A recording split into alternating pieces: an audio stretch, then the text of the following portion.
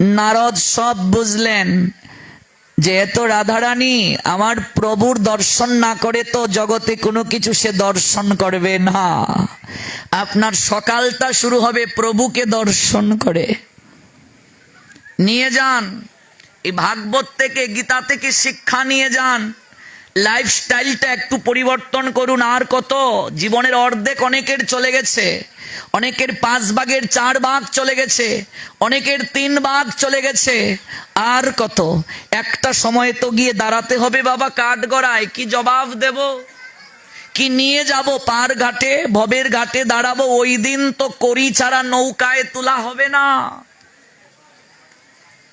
তুমি সাধু সেবার আয়োজন করো। নারদ ছাড়িয়া বৈষ্ণব সেবা নিস্তার পেয়েছে কেবা। সংসারী মানুষের মনে রাখবে মা, কেবল মাত্র ধর্ম সাধু সেবা। সংসারী মানুষের সাধু সেবাটাই ধর্ম। জীবে দয়া নামে রুচি বৈষ্ণব সেবন, ইহা হতে ধর্ম আর নাহি সনাতন। সাধুর মাধ্যমে ভগবান কৃপা করেন। সাধু মানে সজ্জন ব্যক্তি, তার সঙ্গে ভগবানের সম্বন্ধটা গভীর। তিনি সতত ভগবানের চিন্তায় মগ্ন থাকেন, ভগবানের চিন্তায় রত থাকেন। নারদ, সাধুর কাছে তুমি রাজকীয় বেশে যাবে না, কাঙ্গালের বেশে যাবে। সাধুর কাছে সাধুর বেশ ধারণ করে যেতে হয়। সাধুর কাছে গিয়ে বিনয় প্রদর্শন করতে হয়। কেবল একটা জায়গা, ওইখানে সবাই এসে মাথা নত করে, সাধুর কাছে আর ভগবানের কাছে। আমি নোয়াখালী প্রোগ্রাম করতে গেলাম, এক প্রিন্সিপাল, উনি 3 দিন পাঠ শুনলেন চেয়ারে বসে। 4র্থতম দিন তিনি নিচে বসলেন। কেমন, 5মতম দিবসে ফলমূল নিয়ে আমার সঙ্গে সাক্ষাৎ করতে এলেন।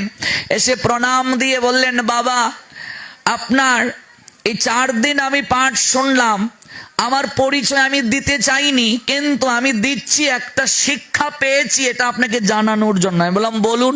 বলছে আমি কলেজের প্রিন্সিপাল, যেদিন আমার পদোন্নতি হলো সেদিন আমার খুব আনন্দ হয়েছিল, মিষ্টি বিতরণ করেছিলাম যে আমার মতো সাকসেস খুব কম জনেরই জীবন, আমার বন্ধুদের মাঝে আমি সফল হয়েছি, আমি প্রিন্সিপাল হয়েছি। কিন্তু আপনার এই 4 দিন পাঠ শুনে মনে হলো আমার পরিচয় প্রিন্সিপাল না, আমি ব্যর্থ। আমি যে ভগবানের সেবক, তিনি যে মালিক, আমি একটা দিনও মালিকের কোনো কাজ করতে পারি নাই বাবা। আপনার পাঠ আমাকে উঁচু স্থান থেকে নিচে নামিয়ে এনেছে। আমি বললাম বাবা, আপনার মতো লোকেরা যদি সামনের সারিতে বসতো, সনাতনী হিন্দুদের দিন কবেই সুদিন হয়ে যেত। আমি প্রায় জায়গাতেই দেখি অনেক ভক্তরা আসনে বসতে চায় না, দূরে থাকতে চায়। কেমন জানি সাধুদের কাছে আসতে ওদের ভয়, ভগবানের কাছে আসতে ভয়। কিন্তু না, যদি কাছে না আসো কৃপা হয় না, দূর থেকে কৃপা হয় না। কায়া দেখলে মায়া বাড়ে। 5 তলার উপরে ঠাকুর। এক জায়গায় গেলাম, গৃহকর্তা বলছে ঠাকুর দেখবেন না আমার? আমি বলছি হ্যাঁ চলুন। এবার ওই বাবা এমন করছে। আমি বললাম বাবা 7 মাসে ঠাকুর দেখতে উঠলাম। হ্যাঁ বললাম আপনার ঘরে একজন, তার সঙ্গে 7 মাসে আপনার দেখা নাই, তার সঙ্গে আপনার সম্পর্কটা কেমন? আমি তো এটা ভাবি নাই। আচ্ছা বলুন, 7 মাস আপনার ঘরে একজনের সঙ্গে দেখা নাই, কোনো কথা নাই, তার সঙ্গে সম্পর্কটা গভীর হবে না আস্তে আস্তে নড়বড়ে হয়ে যাবে? কায়া না দেখলে মায়া হয় না রে মা। এই জন্য ঠাকুর এমন জায়গায় রাখতে হয়, ঘরে ঢুকলেই যেন ঠাকুর দর্শন হয়। ঘর থেকে বের হওয়ার আগে ঠাকুর দর্শন করে বের হতে হয়। গুরু বৈষ্ণব গৃহে এলো, কেবল তাকে সেবা করালাম তাতেই কৃপা নয়, তার কাছে বসতে হয়, জ্ঞান উপদেশ নিতে হয়, তার কাছ থেকে আশীর্বাদ ভিক্ষা চাইতে হয়। সেবার দ্বারা কৃপা হয়। কৃপা চেয়ে নেওয়া যায় না, আশীর্বাদটা চেয়ে নিতে হয়। পৃথিবীতে মনে রাখবে আশীর্বাদের শক্তি সবচেয়ে বড়। এজন্য আমরা বিবাহের সময়ও শ্রাদ্ধ করি। অনেকে বলবে এই কি বিবাহে আবার শ্রাদ্ধ কেন? বিবাহ মণ্ডপে আমরা 7 পুরুষকে জল দেই, দেই কি না? 7 পুরুষের নাম বলে তর্পণ করি কিনা প্রত্যেক বছর? আমরা গুরুজনের কাছে, পূর্বপুরুষদের কাছ থেকে আশীর্বাদ নেই যে এই বংশেরই একজন বিয়ে হবে, আপনারা যেখানেই থাকুন না কেন আশীর্বাদ দান করুন। আশীর্বাদ ছাড়া জীবনে কিচ্ছু হয় না।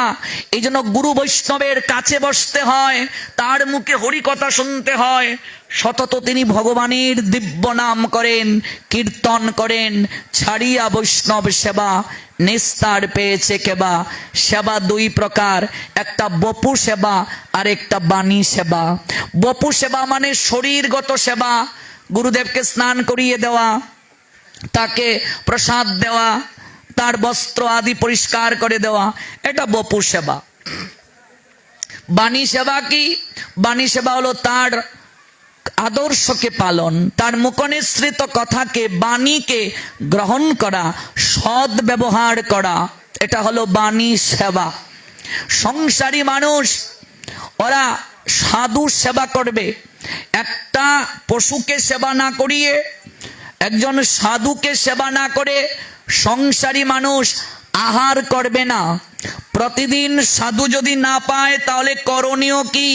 প্রতিদিন যদি সে সাধু না পায়, তার করণীয় হলো একজন সাধুকে সেবা করাতে, একটা পশুকে সেবা করাতে যে অর্থের প্রয়োজন, সে অর্থটা তাকে রেখে দিতে হবে। তাতেও যদি কিছু না থাকে, 3 মুষ্টি চাল হলেও রেখে দিতে হবে। ও মায়েরা, দেখেছো আগে মা কাকিমা জেঠিমাদেরকে ভাণ্ড থেকে চাল নেওয়ার সময় 3 মুষ্টি চাল রেখে দিতেন লক্ষ্মীর ভাণ্ডে। 1 মুষ্টি গুরুদেব, দ্বিতীয় বৈষ্ণব, তৃতীয় ভগবান।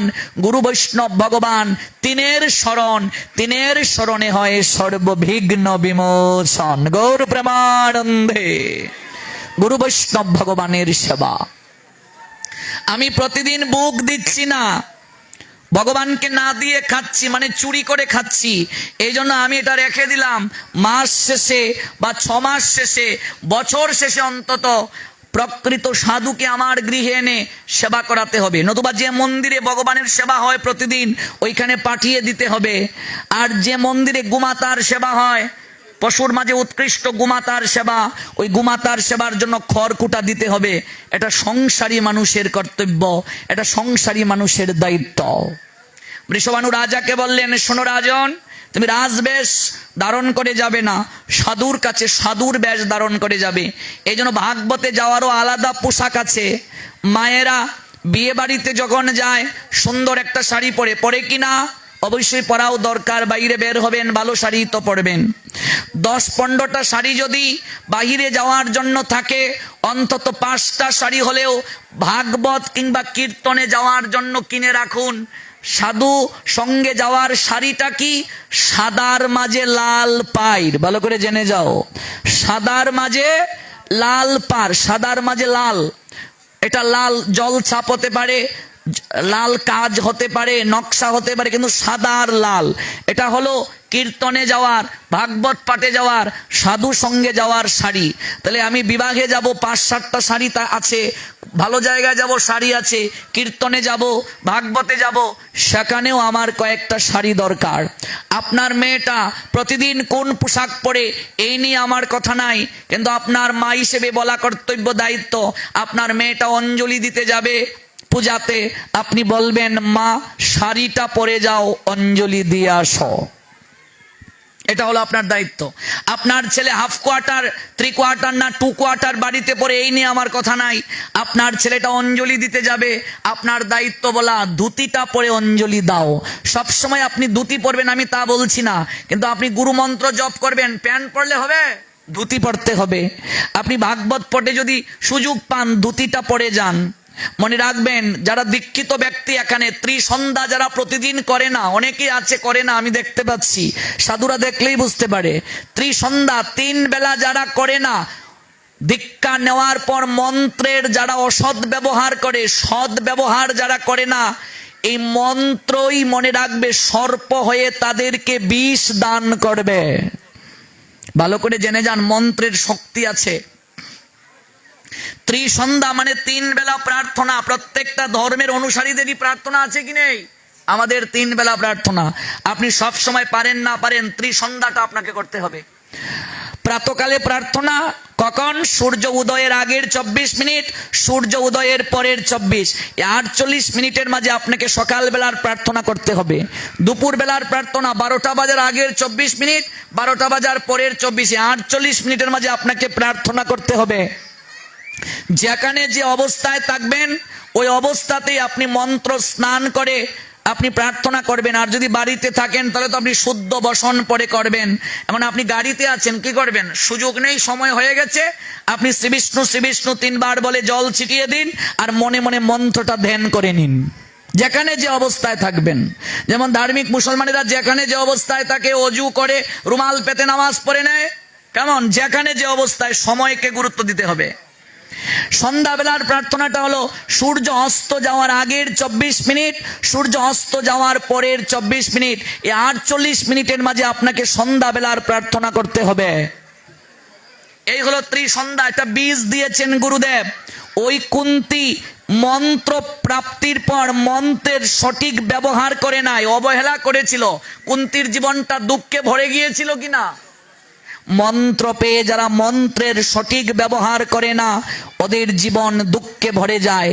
বীজ পেয়ে যারা পরিচর্যা করে না ওই বীজ অঙ্কুরিত হওয়ার আগে নষ্ট হয়ে যায়। মন তুমি কৃষি কাজ জানো না, এমন সোনার জমিন রইল পতিত, আবাদ করলে ফল তো সোনা। আমি করজুড়ে বলে যাচ্ছি, যারা দীক্ষিত এখানে মন্ত্রকে গুরুত্ব দিন। আয়ু কমে যাবে, সংসারে অশান্তি লেগে থাকবে, রোগ ব্যাধি একটার পর একটা লেগে থাকবে। মন্ত্রের যারা ধ্যান করবে না, দীক্ষা সহজ নয়। গুরুদেব এসে একটা কানে ফু দিয়ে চলে গেল, আর খবর নেয় না শিষ্য করছে কি করছে না। এবার যে গুরু শিষ্যের খবর নেয় না, পরিচর্যা ঠিকভাবে করছে কিনা যোগাযোগ করে না, ওই গুরুকেও শাস্তি পেতে হবে। লুভি গুরু কামি চেলা উভয়ে নরকে গেলা, শাস্ত্রের কথা আমার নয়। এই জন্য মন্ত্রটা ধ্যান করতে হবে, এটা হলো আমাদের দায়িত্ব, আমাদের কর্তব্য। ঘুম থেকে উঠে আগে ভগবান দর্শন, রাধারানী শিক্ষা দিয়েছেন, আগে লীলাটা শুনে নিন। নারদ বলছেন আপনি বিশ্ববানু রাজা সাধুর বেশ ধারণ করে নিমন্ত্রণ দিতে যাবেন। কাকে? নন্দ মহারাজকে। সবাইকে তো দেবেন, নন্দকেও দেবেন আর যশোদাকে দেবেন। নন্দ মহারাজ আর যশোদাকে নিমন্ত্রণ দেয়া হলো। কুলে করে গোপাল এলেন, পালকি পাঠানো হলো, কারণ সাধুর খাবারের অভাব নাই। আপনাকে নিমন্ত্রণ দিলেই আপনার বাড়ি হু হু করে চলে যাবে। তাকে সম্মানের সঙ্গে আনতে হবে, সম্মানের সঙ্গে পৌঁছে দিতে হবে। এই জন্য বৃষভানু রাজা পালকি পাঠালেন। নন্দ মহারাজ এলেন, সঙ্গে এলেন কে? যশোদা। কুলে এলেন কে? গোপাল। পালকি থেকে নামলেন, বরণ করে নেওয়া হলো। এটা সনাতন শাস্ত্রে সর্বশ্রেষ্ঠ সম্মান, প্রদীপ দ্বারা বরণ, মাল্যদান। মনে রাখবে মায়েরা, মালা যে দান হবে, মায়েরা মায়েদেরকে মালা দেবে, বাবাজিরা বাবাজিদেরকে মালা দেবে। কেমন? মায়েরা মায়েদেরকে আলিঙ্গন করবে, বাবাজিরা বাবাজিদেরকে আলিঙ্গন করবে। কোন মায়েরা বাবাজিদেরকে আলিঙ্গন দেবে না, বাবাজিরা মায়েদেরকে কীর্তনে আলিঙ্গন দেবে না, এটা শাস্ত্রে নিষেধ আছে। আর কি? একজন নারী স্বামী ব্যতীত আর কারো গলায় মালা পরিয়ে দেবে না, এটা জেনে যান ভালো করে। একমাত্র স্বামীর গলাতেই মালা দেবে একটা নারী, আর কারো গলায় নয়। আর কার গলায় দিতে পারবে? জগৎ স্বামী কৃষ্ণের গলায়। বুঝতে পেরেছেন? এই জন্য একটা মা মাকে মালা দেবে পরিয়ে, একটা বাবা বাবাকে মালা দেবে, বাবা বাবার সঙ্গে আলিঙ্গন করবে, মা মায়ের সঙ্গে আলিঙ্গন করতে পারবে। আর স্বামী স্ত্রী আবার একে অপরকে কীর্তনেও আলিঙ্গন দিতে পারবে। নৃত্য করার সময় স্বামী স্ত্রী গলাগলি করে নৃত্য পারবে করতে, কিন্তু কোন স্ত্রী পর কোন পুরুষকে জড়িয়ে ধরে নৃত্য করতে পারবে না, এটা নিষিদ্ধ। এগুলো সাবধান, জেনে যাবেন। চন্দন মায়েরা মায়েদেরকে দেবে, তিলক এই যে দেয়া হয় মায়েরা মায়েদেরকে, বাবাজিরা বাবাজিদেরকে। মায়েরা বাবাজিদেরকে কপালে চন্দন দেবে না, তিলক দেবে না, এগুলো নিষিদ্ধ। এগুলো হলো মহাপ্রভুর শিক্ষা। কেমন? এগুলো থেকে বের হওয়া যাবে না। এই শিক্ষাগুলো আমাদের জীবনে আচরণে আনতে হবে। এই শিক্ষাগুলো আমাদের সংস্কৃতি, এটা মহাপ্রভুর শিক্ষা, এটা মহাপ্রভুর বদান্যতা। দেখুন আমরা এক জায়গায় আছি বসে, এই জায়গায় এসেছি, আমাদের মাঝে কুচিন্তা কুভাবনা নাই, এরপরেও আমাদেরকে সতর্ক থাকতে হবে কি না? কারণ কাম ক্রোধ হলো, লোভ হলো নরকের তিনটা দরজা, রিপু 6টা, দেহে রিপু 6 জনা, তারা কথা শোনে না, সাধন পথে চলতে আমায় করে গো মানা। যে কোনো মুহূর্তে একটা রিপু কি হয়ে যেতে পারে, আমাকে বিপদগামী করতে পারে কিনা? পারে। এই জন্যই তো অত্যন্ত সতর্ক থাকতে হয়। আজকাল যেভাবে ব্রহ্মচারীরা ধেই ধেই করে নারীদেরকে ক্লাস দিচ্ছে আর এরপরে অন্যের বউলিয়ে চম্পট মারছে, এগুলো শাস্ত্রে নাই, উচিত নয়, উচিত নয় এগুলো। একটা ইয়াং ছেলে কোনোদিন ইয়াং মেয়েদেরকে ক্লাস দেবে না, আমার গুরুদেব নিষেধ করেন যে একটা ইয়াং ছেলে ইয়াং মেয়েকে গাইড করবে না, এগুলো নিষিদ্ধ শাস্ত্রে। কারণ যে কোনো মুহূর্তে তার মাঝে খারাপ বৃত্তি জাগতে পারে কিনা। দেহদারী মানুষ আমরা, কামনার ঊর্ধ্বে নই। এই জন্য মায়েরা মায়েদেরকে আলিঙ্গন দেবে, বাবাজিরা বাবাজিদেরকে আলিঙ্গন দেবে, প্রেমালিঙ্গন, যদিও এটা সাত্বিক, এরপরেও সতর্ক থাকতে হবে। আর কি, ওই মালা মায়েরা মায়েদেরকে পরিয়ে দেবে, বাবাজিরা বাবাজিদেরকে মালা পরিয়ে দেবে। একমাত্র স্বামী স্ত্রী একে অপরকে ভাগবত পাঠেও মালা দান করতে পারে কিনা? পারে। এটা শাস্ত্র অনুমোদন দিয়েছেন কিনা? অনুমোদন দিয়েছেন। এই মাল্যদান হলো সর্বশ্রেষ্ঠ সম্মান, বরণ সর্বশ্রেষ্ঠ সম্মান। পালকি থেকে নামলেন, বরণ করা হলো। কীর্তিদা তোর কত সৌভাগ্য রে, যশোদা বলছেন। আহা কি সুন্দর ফুটফুটে কন্যা গো, আহা কি সুন্দর, কাঁচা সোনার মতো। ও কীর্তিদা দে দে দে দে, আমার কুলে একটু দে। কীর্তিদার যশোদা সখী, সম্বন্ধটা সখ্য, এই জন্য তুই করে বলছেন দে দে আমার কুলে একটু দে। রাধারানী কুল থেকে বলছেন, আহা আমার প্রাণনাথ এসেছেন, আমি কতকাল ধরে চোখটা বন্ধ করে রেখেছিলাম তোমার দর্শন পাবো বলে। ওমা, ঘুম থেকে উঠে ভগবান দর্শন করে দিন শুরু করতে হয় কেন দেখো। রাধারানী শিক্ষা দিলেন, আমি এই জগতের কোনো কিছু দেখি নাই, তোমায় দেখবো বলে প্রভু, আমি তোমায় দর্শন করব বলে চোখটা বন্ধ রেখেছি। তুমি এতকাল পরে এলে, আমি কতকাল ধরে চোখটা বন্ধ করে আছি, অন্ধকারে আছি, একটিবার আমার আলোক সঞ্জীবনী শক্তি আমার প্রাণনাথ গোবিন্দকে দর্শন করব বলে। যখন কুল থেকে গোপালকে নামিয়ে রাধারানীকে কুলে নেবেন, গোপালের বড় অভিমান হলো। যশোদার শাড়ির আঁচলটা টানছেন, ও মা আমায় নামালে, আমায় কুল থেকে নামালে, হ্যাঁ আমাকেও কুলে নাও। বাচ্চা কান্না করে না? অন্যের সন্তানকে কুলে নিলে বাচ্চা কি করে? আঁচল টানে কিনা, কুলে উঠতে চায় কিনা? গোবিন্দও কুলে উঠার চেষ্টা করছেন। যশোদা বাধ্য হয়ে ডান দিকে নিলেন গোবিন্দকে কুলে, বাম দিকে নিলেন রাধারানীকে কুলে। গোবিন্দ আলতু করে তার হাতটা রাধারানীর চোখের মাঝে বুলিয়ে দিলেন। সঙ্গে সঙ্গে প্রেমময়ী রাধারানী চোখটা খুলে সর্বপ্রথম গোবিন্দকে দর্শন করলেন। নয়নে নয়নে মিলন হলো, প্রেমানন্দে বাহু তুলে হরি বল বলো। সর্বপ্রথম রাধারানী চোখটা খুললেন, গোবিন্দকে দর্শন করলেন। ঘুম থেকে উঠে আমাদের সর্বপ্রথম দায়িত্ব ভগবান দর্শন করা। আপনি আমি ঘুম থেকে উঠে বাথরুম টয়লেটে আগে দৌড় দেই, দৌড় দাও পরে দাও, আগে লাইটটা জ্বালিয়ে ভগবানের দিকে তাকিয়ে তারপর দৌড় দাও। কিন্তু ভগবান দর্শন না করে নয়, ভগবান দর্শন করে যার দিনটা শুরু হবে তার কোনোদিন ওই দিনটায় অকল্যাণ অমঙ্গল আসবে না রে মা, আসবে না। ভগবান দর্শন করে যার দিনটা শুরু হবে তার অমঙ্গল অকল্যাণ আসবে না। স্নান করে সে তুলসীকে একটু জল দেবে, প্রত্যেককেই বলছি একটু প্রণাম দাও, 4 বার পরিক্রমা করো। দীক্ষিত ব্যক্তি গুরুচরণে 2টা পুষ্প দেবে, ইদম পুষ্পাঞ্জলি ঐং শ্রী গুরবে নমঃ। কৃষ্ণ চরণে 2টা তুলসী দেবে, পরিবারের একজন সেবা দেবে, যতজন সদস্য প্রত্যেকের জন্য তুলসী চন্দন চর্চিত করে রাখবে। ওই চন্দন চর্চিত তুলসী প্রত্যেক সদস্য স্নান করে এসেই কৃষ্ণ চরণে দেবে। তারপর যাদের চোখে আলো আছে, যারা পড়তে পারে, একটু গীতাটা পড়ে নেবে। সংস্কৃত পারো না, দরকার নেই, বাংলা অনুবাদটাই পড়ো, কিন্তু পড়তে হবে, বাংলাটা একটু পড়ুন, কেমন? আর কি, যদি যারা একেবারে পড়তে পারে না, অন্তত গীতাটা বুকে নেবে, নিয়ে একটু জড়িয়ে ধরবে আর কেঁদে কেঁদে বলবে, আজ তোমায় জীবিত থাকতে জড়িয়ে ধরলাম, অন্তত শেষের দিনে তোমাকে আঁকড়ে ধরে এমন করে যেন জগৎ থেকে যেতে পারি। তুমি তো ভগবানের হৃদয়, তুমি তো বলেছ গীতা মে হৃদয়ং পার্থ, গোবিন্দের হৃদয়ে গীতা, গোবিন্দের গুরু গীতা, গোবিন্দের চরণ গীতা। গীতার জ্ঞানকে আশ্রয় করে গোবিন্দ জগৎ সংসার প্রতিপালন করেন। তুমি তো সব জানো, তোমার কুলে যেন আমার শেষের ঠিকানাটা হয়। কিচ্ছু পারেন না, 2 ফোঁটা নয়নের জল দিয়ে প্রতিদিন অন্তত গীতাটাকে একটু বুকে জড়িয়ে ধরুন। মারে, মরার পরে গীতা বুকে দেয়ার মাঝে কোনো গর্ব নেই রে মা।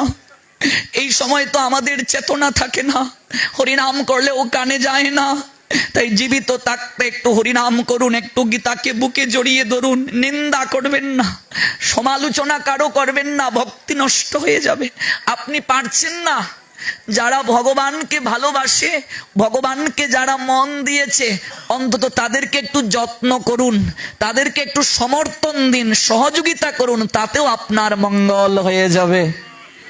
ওই মার্কেন্ড ঋষির কথা বলছিলাম না, দেবমূর্তি দেখলেই প্রণাম, সাধু দেখলেই প্রণাম গুরুদেব বললেন। এবার মার্কেন্ড যাকে পান প্রণাম দেন, ওই মন্দিরে গেলে প্রণাম দেন, সব প্রণাম। আয়ু নাই তো তার, মরে যাবে, গুরুদেব বলছেন শুধু প্রণাম দিতে থাকো, এটাই তোমার ভজন। ব্রহ্মার 4 পুত্র চতুষ্কুমার যাচ্ছেন, এবার মার্কেন্ড তাদেরকে দেখা মাত্রই প্রণাম দিয়ে দিলেন। 4 পুত্র সনক, সনন্দ, সনাতন, সনত কুমার, 4 পুত্র বর মুদ্রা দিয়ে বললেন, আয়ুষ্মান ভব রে, আমায় প্রণাম দিলে কি আশীর্বাদ দেব তোকে? আশীর্বাদ দিলাম চিরজীবী হরে, 4 যুগ যাবৎ তুই বিজয়ী হয়ে থাক। সাধুর আশীর্বাদে মার্কেন্ডেও অমর হয়ে গেল। আয়ু ছিল না, কেবল প্রণামের দ্বারা তার আয়ু বেড়ে গেল। অন্তত ঘর থেকে যাওয়ার আগে ভগবানকে প্রণাম দিয়ে বের হন। এই যে বের হয়েছেন, আবার ঘরে ফিরতে পারবেন কিনা জানা নাই। ঘুমানোর আগে বালিশটাকে প্রণাম দিন। মশারি যেমন প্রটেক্ট করে মশাকে, ওই হরিনাম 5টা মিনিট হাতে তালি দিয়ে করে বিছানাটায় বালিশকে প্রণাম দিয়ে শুয়ে পড়ুন। আপনি হরিনাম দ্বারা আপনার ঘরটাকে আপনি রক্ষা কবচ বানিয়ে দিলেন। যদি ঘুমের ঘুরে মরেও যান, যমদূতেরা আপনাকে আর নিতে পারবে না। আপনি তো হরিনাম করে শুয়েছেন, আপনার প্রটেক্ট হয়ে গেল। ওরে, ও আমার নাম করে শুয়েছে রে, ও বদনে কৃষ্ণ নাম করে ঘুমিয়েছে, ওই ঘুম তার শেষ ঘুম রে।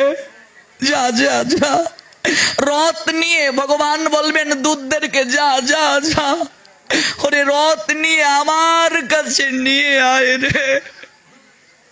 এই দেহটা পড়ে থাকবে, ওই শ্মশানে জ্বালিয়ে দেবে, আর আপনি দিব্য রথে চড়ে গোলক ধামে গমন করবেন।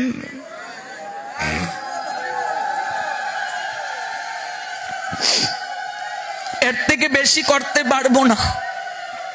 সব দায়িত্ব, সব কর্তব্য তো করতে হয়। মারে, মরার আগেও দায়িত্ব শেষ হবে না রে মা। যদি বলে একটু দায়িত্ব শেষ করে জপমালা নেই, একাদশী শুরু করি, কার্তিক শুরু করি, জীবনে পারবে না। সংসারও করবে, ভগবানকেও ডাকবে, সাধু সঙ্গও করবে, নইলে হবে না, পারবে না, কিচ্ছু পারবে না। একটু গীতাটা পড়ো, গুরু মন্ত্রটা 3 বেলা জপ করো, পালাইবার পথ নাই, শাস্তি পেতে হবে। অন্তত 1 মালা হরিনাম করুন 108 বার। 1 মালা থেকে 2 মালায় যাবেন, 4 মালায়, আস্তে আস্তে 1 মালায় 16 মালায় নিয়ে যাবে, টেনে টেনে করতে থাকুন।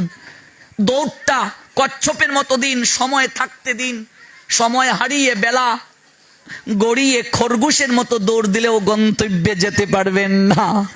সময় থাকতে দৌড় দিন। যেখানেই সাধু সঙ্গ পাবেন ছুটে যাবেন। 2 ঘন্টা শুনে আসি, ঘরের বউটাকেও বলবেন চল মা একটু হরিকথা শুনে আসি, নাতিটাকেও নিয়ে যাবে। সংসারে থাকুন কিন্তু সাধু সঙ্গ ছাড়া থাকবেন না। সংকল্প রক্ষা করতে হয়।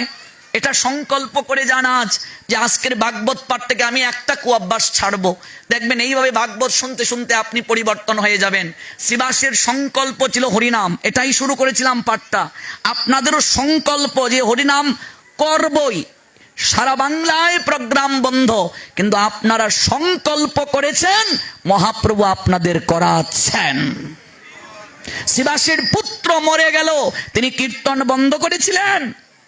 করেন না। আজকাল দেখা যায় কীর্তন বন্ধ করে রাজনৈতিক নেতা এলে তাকে মাইকে কথা বলতে দেয়া হয়। এই যে বলা হয়েছে 24 প্রহর, কয় ঘন্টায় প্রহর হয়? 3 ঘন্টায়। এই ঘন্টার মাঝে হরিনাম যদি বন্ধ হয়ে যায়, 1 মিনিটের জন্যও যদি হরিনাম বন্ধ হয়, আপনার কিন্তু সংকল্প পূর্ণ হবে না। যদি কোনো প্রতিকূল অবস্থা হয়ে যায় তাহলে দায়িত্ব কি? অন্তত বসে বসে হলো একজনে হরিনাম করতে হবে, মানে সংকল্প রাখতে হবে।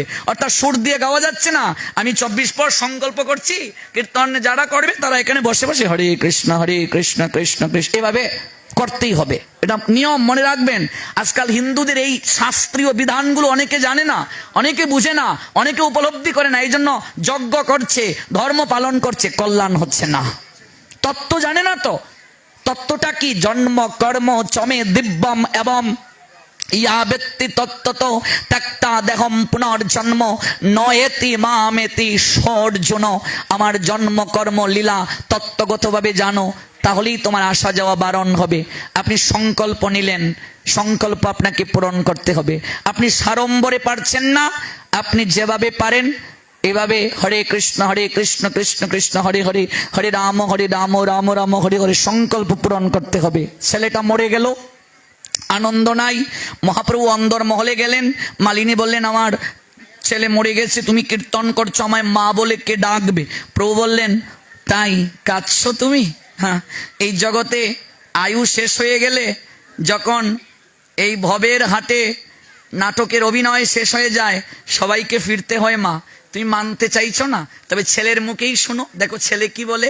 এই বলে চোখের মাঝে হাত বুলালেন, ছেলেটা আবার জীবিত হয়ে উঠল। গৌর প্রেমানন্দে প্রাণ ফিরে পেল ছেলে, প্রাণ ফিরে পেল। সর্বপ্রথম চোখটা খুলে ছেলেটা মায়ের দিকে তাকালো না, মহাপ্রভুর দিকে তাকালো। তাকিয়ে বলছে প্রভু, এই সংসারের বুঝি ত্রিতাপ জ্বালা এখনো আমার দূর হয় নাই? আমি কত আনন্দ লুকেছিলাম, ওই জায়গা থেকে তুমি আমাকে নিয়ে এলে। আমার কবে এই সংসারের যন্ত্রণা দূর হবে? কবে আমার সংসারের এই ত্রিতাপ জ্বালা দূর হবে? পুত্র, তোমার কান্না করছে তোমার মা। মায়ের দিকে তাকিয়ে বলেন সংসারে কেতব কান্তা, কি বলেছিলাম? কেতব কুমার। অতীব বিচিত্র এই মায়ার সংসার, কোথা হতে আসিয়াছ তুমি বা কাহার? ভাব করো হবাই এই তত্ত্বসার। তুমি আমার জন্য কান্না করছো? ও মা, আমার আয়ু শেষ। যার আয়ু শেষ তাকে ধরে রাখা যায় না। তুমি আমার জন্য কাঁদলে তোমার জীবনে কোনো কিছু প্রাপ্তি হবে না। তুমি জানো না মা, এই আঙ্গিনায় যিনি কীর্তন করছেন তিনি সাধারণ কেহ নয় মা, তিনি সাধারণ কেহ নয়। এই আঙ্গিনায় যিনি কীর্তন করছেন তিনি শুধু বিশ্বম্বর মিশ্র নয়, তিনি কেবল নবদ্বীপ চন্দ্র নয়, নদিয়া বিহারী নয়, শচী দুলাল গৌরাঙ্গ নয়, সচিতনয় গৌর সুন্দর নয়, তিনি আমার তোমার প্রত্যেকটা জীবের ভবের ঘাটের মাঝি। মাগো, যদি কাঁদতে হয় তুমি গৌর বলে কাঁদো, কাঁদতে হলে তুমি নিতাই বলে কাঁদো। আমার নামে কাঁদলে তোমার পরম গতি হবে না, কিন্তু যদি গৌর বলে কাঁদো তোমার শেষের দিনটা পরিষ্কার হয়ে যাবে। ওই আঙ্গিনায় যদি কাঁদতে হয়, দুপুটা নয়নের জল দিতে হয়, গৌর বলে কেঁদে যাও। গৌর হরি। একটু গৌর বলে কাঁদো, একটু নিতাই বলে কাঁদো।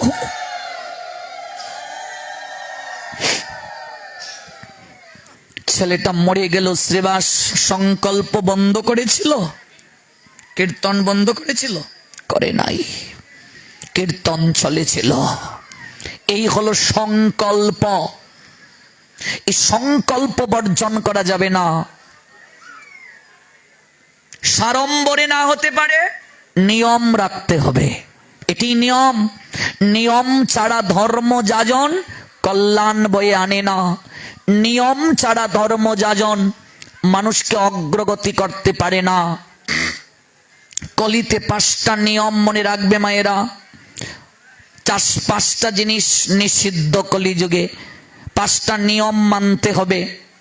প্রথম নিয়ম, অশ্বমেধ যজ্ঞ কলিযুগে নিষেধ। গুমেধ যজ্ঞ কলিযুগে নিষেধ। 3 নম্বর, দেবরের দ্বারা সন্তান উৎপাদন কলিযুগে নিষেধ। 4 নম্বর নিয়ম, শ্রাদ্ধ বাসরে মাছ মাংস নিষেধ। 5 নম্বর, মায়াবাদ সন্ন্যাস কলিযুগে নিষেধ। আপনি এমনিতে যারা মাছ মাংস খাচ্ছেন, তামসিক খাবার খান, ধীরে ধীরে কমান, কিন্তু শ্রাদ্ধে করতে পারবেন না। শ্রাদ্ধে, অন্নপ্রাশনে, মনে রাখবেন, একাদশে, এমনকি বিবাহও বলা আছে, এগুলো হলো যজ্ঞ। এগুলোতে সাত্বিক আহার হয়। শ্রাদ্ধ যদি কেউ মাছ মাংস দ্বারা করে, আমিষ দ্বারা করে, কলিযুগের কথা বলছি, অন্য যুগে নয়, যদি কেউ করে তাহলে কি হবে? এটা তামসিক যজ্ঞ হবে। তামসিক যজ্ঞ মানে ভূত প্রেতের শ্রাদ্ধ বা যজ্ঞ। ওই লোক জীবিত অবস্থায় যে পাপ করেছিল, আপনি গিয়ে যদি আহার গ্রহণ করেন মাছের শ্রাদ্ধে, ওই লোক জীবিত অবস্থায় যে পাপ করেছিল, পাপের একটা অংশ আপনি আহারের মাধ্যমে গ্রহণ করে নিয়ে আসবেন। কথাটা বুঝাতে পেরেছি কিনা আমি জানি না। এইটা বুঝতে গেলে গীতা পড়ার দরকার নাই, ভাগবত পড়ার দরকার নাই, সাধারণ জ্ঞানেই বোঝা যায়। আপনি সরস্বতী পূজা করবেন, আগের দিন সংযম করেছেন কিনা? আপনি পূজাতে অঞ্জলি দেবেন, সংযম ছাড়া অঞ্জলি দেওয়া যাবে? তাহলে আপনি শ্রাদ্ধ করবেন বলে গোষ্ঠী শুদ্ধ লোক সংযম করেছেন নিরামিষ খেয়ে। তো কত মূর্খ দেখো, সংযম করলো আর এই দিন মাস করে। কত মূর্খ দেখো তো। সংযম মানে কি? শরীরটা পবিত্র রাখাই তো। শরীর পবিত্র রাখলো, মন পবিত্র রাখলো, এই শ্রাদ্ধ বাসরে ভগবানের কাছে প্রার্থনা করবে ওই আত্মার যেন মুক্তি হয়। এই জন্য সংযম জীবন যাপন করলো। ছেলেটা ব্রহ্মচর্য ব্রত পালন করলো, মাটিতে ঘুমালো, ফলমূল খেলো, হিংবা অবিষণ্ণ খেলো, হ্যাঁ, কাউকে স্পর্শ করলো না, কোনো কিছুই করলো না, গোষ্ঠী শুদ্ধ লোক, নিরামিষ খেলো, স্ত্রী সঙ্গও করলো না, শরীর সংযম রাখলো। কেন সে কাউকে স্পর্শ করে না? যদি কোনো কারণে পিণ্ড দেওয়ার আগে সেই ছেলের বীর্য স্খলন হয়ে যায়, সে পিতামাতার পিণ্ড কার্য থেকে বঞ্চিত হবে। ভালো করে তত্ত্ব বুঝে যান, এটাই হলো নিয়ম। এটাকে বলে ব্রহ্মচারী জীবন। এই জন্য দেখবে এক কাপড়ে থাকে, থেকে সে মাটিতে ঘুমায়, ফলমূল খায়, সব সময় শরীরকে শীতল রাখে, যেন তার ইন্দ্রিয়গুলো উত্তেজিত না হয়। উত্তেজিত হলে সে ভজন করতে পারবে না। এটাকে বলে ব্রহ্মচর্য। আর গোষ্ঠী শুদ্ধ সবাই নিরামিষ খাচ্ছে, সংযম থাকছে। কেন? পিণ্ড যে দেবে, রক্তের সম্পর্ক তো, দায়বদ্ধতা আছে, প্রার্থনা করবে ভগবানের কাছে। উল্টো হচ্ছেটা কি? উল্টো হলো আমরা নিরামিষ খাচ্ছি, এটা জানিও না, পূর্বতনরা কে আসছে তাই আমরাও খাচ্ছি। আর যদি কেউ মারা যায় গোষ্ঠীর, আগেই দেখবে ঠাকুর ঘরটা লকডাউন করে দেয়, ভগবানের ঘরটা বন্ধ। মানে আমি খাচ্ছি, দাচ্ছি, ঘুমাচ্ছি, ব্যবসা করছি, চাকরি করছি, সব করছি, আর ঠাকুরকে বলছি তুই না খেয়ে থাক, তোর হোম কোয়ারেন্টিন, তুই লকডাউনে থাক। তুমি খাচ্ছ, ধাচ্ছ, ঘুমাচ্ছ, সিরিয়াল দেখছো, সব করছো, আর ঠাকুরকে বলছি তুই না কে থাক। এই জন্য নিত্য কর্ম বন্ধ হবে না। আর যদি কেউ নৈমিত্তিক কর্ম করতে চায়, সেটি হবে না। ভালো করে জানো, নিত্য কর্ম মানে কি? যেদিন ঠাকুরকে তোমার ঘরে বসালে, ঠাকুরও তোমার ঘরের একজন সদস্য হয়ে গেলেন। গৌর প্রেমানন্দে। ঠাকুরও তোমার একজন। নৈমিত্তিক কর্ম কি? যদি অশৌচে জাতকে বিবাহ পড়ে যায়, বিবাহ হবে না, বুঝলে? কালী পূজা পড়ে গেলে করতে পারবে না, ইত্যাদি যত পূজা আছে করতে পারবে। কিন্তু ভগবানের যে তোমার নিত্য সেবা, ঘরের সেবা, এটা বন্ধ হবে না, কারণ ভগবানও তোমার ঘরের একজন। যেদিন ভগবানকে তোমার ঘরে বসিয়েছ, ভগবানও তোমার একজন। নিত্য কর্ম বন্ধ হবে না, নৈমিত্তিক কর্মটা বন্ধ হবে। একাদশী পড়লে একাদশী করতে হবে, হরিনাম বন্ধ হবে না, সবকিছু চলবে, নৈমিত্তিক কর্মটা বন্ধ হবে। আর হলো মায়াবাদ, সন্ন্যাস, এটা কলিযুগে নিষেধ। এই 5টা জিনিস কলিহত জীব করবে না। 4টা জায়গায় কলি থাকে। ভাগবত বললেন পশু হিংসা, নেশাজাতীয় দ্রব্য, 3 হলো দ্রুত ক্রীড়া, আর হলো অবৈধ মৈথুন কার্য। এই 4টা কার্য কলিহত জীব এ থেকে দূরে থাকবে। তত্ত্বদ্রষ্টা গুরু এই 4টা কার্য ছাড়িয়ে তাকে বীজ দেন, দীক্ষা দেন। ধীরে ধীরে এই কার্যগুলো আমরা করব। 3টা অনুরোধ রেখে আমি পাঠের সমাপ্তিতে যাব। প্রায় 10টা বাজতে চলল। দেখতে দেখতে দেখুন প্রায় 2.5 ঘন্টার উপরে হয়ে গেছে। বুঝতে পেরেছেন? আমি বুঝতে পারি নাই, কিন্তু আপনারা এত মনোযোগ সহকারে শুনছেন, আমার এত ভালো লাগছে, বলতে ইচ্ছে হচ্ছে। আজকে আমাকে আবার নরসিংদী ফিরে যেতে হবে, কারণ 12টার পর থেকে আবার গাড়ি বন্ধ হয়ে যাবে, আপনারা জানেন। পরে আবার নির্বাচন, গুরুদেবের আবির্ভাব তিথিকে আমরা পালন করব নরসিংদী, এই জন্য যেতে হবে। বিপ্লব প্রভু তিনিও গাড়ি একদম রেখেছেন ব্যবস্থা করে, পাঠ থেকে নেমেই উঠে যাব, প্রসাদও পাবো না। শুধু এত প্রতিকূল অবস্থায় আপনাদের কাছে এসেছি আপনাদেরকে ভালোবাসি বলে, আর আপনারাও আমাকে ভালোবাসেন বলে, এই জন্যই আসা। এই জন্য শুধু একবার যে আসবো তা নয়, সারা বাংলায় প্রোগ্রাম থাকে, দেশের বাইরে প্রোগ্রাম থাকে। আমি চেষ্টা করব যখনই এই অঞ্চলে আমার সুযোগ থাকে, আমন্ত্রণ থাকে, আমি অবশ্যই চেষ্টা করব আপনাদেরকে সময় দেয়ার। এটাই পরম প্রাপ্তি। তবে আমাদের যে পাঠ, এটা 1-2 দিনে আমরা শান্তি পাই না। আমাদের পাঠ ধারাবাহিকভাবে হয়। অন্তত এই কালীগঞ্জ উপজেলায় 7 দিন ব্যাপী কোনো একটা জায়গায় পাঠ দরকার আছে। সপ্তাহ ছাড়া পাঠ হয় না। ওই যে আসলেন বাবারা, তারাই পারবে ইচ্ছে করলে 7 দিন করতে, করুক, এক সময় হোক আয়োজন। এই যে বাঞ্জুরা থেকে তারা আসলো, হোক পাঠ। যত পাঠ হবে সমাজে তত মঙ্গল হবে, মঙ্গল। পাঠের মাধ্যমে মঙ্গল। 3টা অনুরোধ রেখে বিশ্রামের পথে যাব। প্রথম অনুরোধটা হলো, মা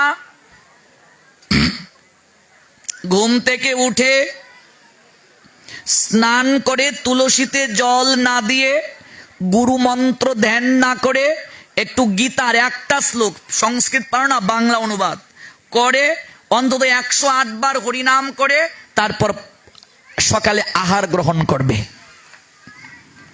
এই ডিউটি করে তুমি ব্যবসায় চলে যাও, চাকরিতে চলে যাও, 1 ঘন্টা সময় লাগবে না।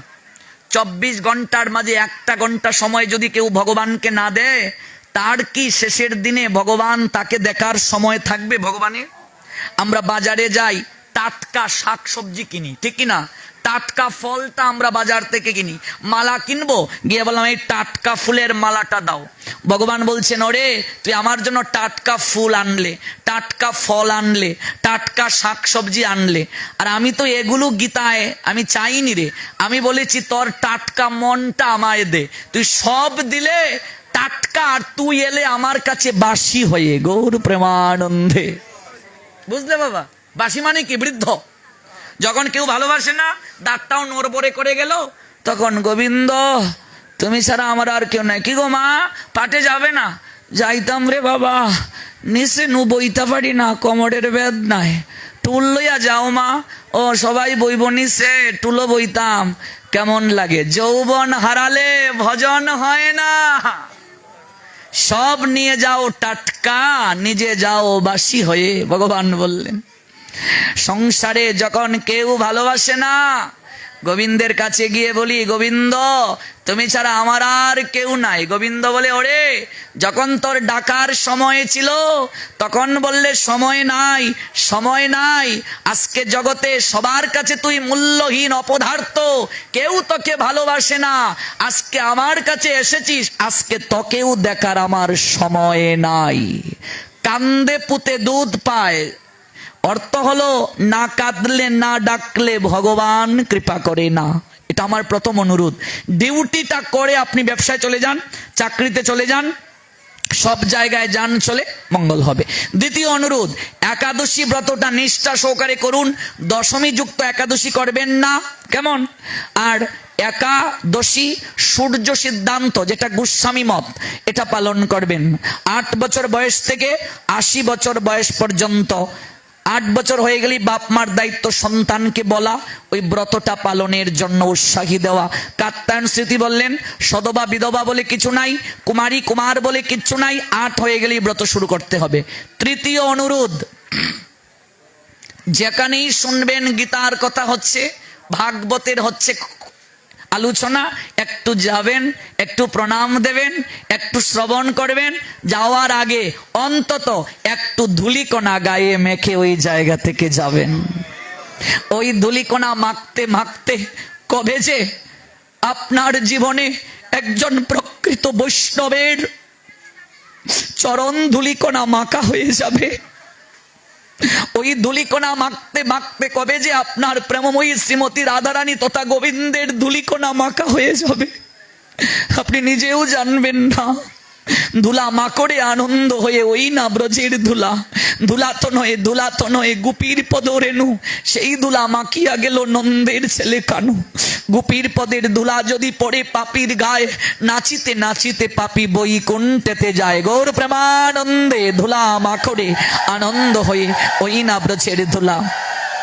গোপীর পদের ধুলা যদি পরে গঙ্গার জলে, সেই গঙ্গা পবিত্র হয়। ভাগবত বলে ধুলা মাখড়ে আনন্দ হয়ে, এই না ব্রজের ধুলা।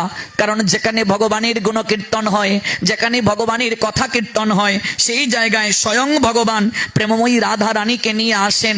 ওই ধুলিকণা মাখতে মাখতে কোন দিন যে আপনার জীবন পরিবর্তন হয়ে যাবে। আর একটু প্রেমালিঙ্গন করে যাবেন, ওই আলিঙ্গন করতে করতে কোন দিন যে আপনার শুদ্ধ ভক্তের পরশে আপনার হৃদয়ে প্রেম এসে যাবে, আপনি নিজেও জানতে পারবেন না, বুঝতে পারবেন না। এই 3টা অনুরোধ আপনাদের কাছে। 5টা মিনিট একটু হরিনাম করে যান সাধু সঙ্গে। একাকী হরিনাম করলে যত কৃপা হয়, তুলসীকে পাশে রেখে গঙ্গার তীরে করলে 100 গুণ, বিষ্ণুর সমীপে 100 গুণ, আর যদি সাধু সঙ্গে হরিনাম করে অনন্ত কোটি গুণ কৃপা হয়। 5টা মিনিট হরিনাম করে শেষ করব। ভাগবতের দক্ষিণা ভক্তরে আপনাদের কাছে যাবে, একটু হরিনাম